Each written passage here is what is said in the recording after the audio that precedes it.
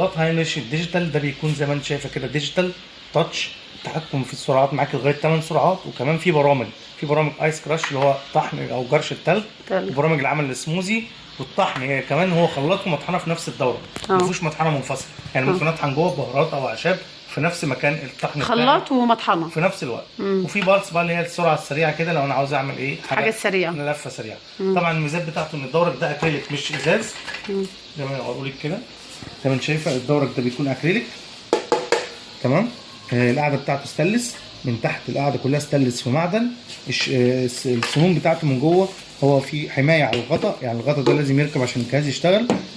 زي ما انت شايفه السلاح بتاعه 1 2 3 4 شفره مزدوجه، يعني ب8 اسلحه تقدر تفرم معاكي اي حاجه، تطحن، تعمل كل انواع العصاير والتلج والمشروبات للاستخدام منزلي، حاجه تكون معمره وتعيش معاكي وتنسيها. ما شاء الله. والحجم بتاعه كبير قوي. وماتيريال وحجم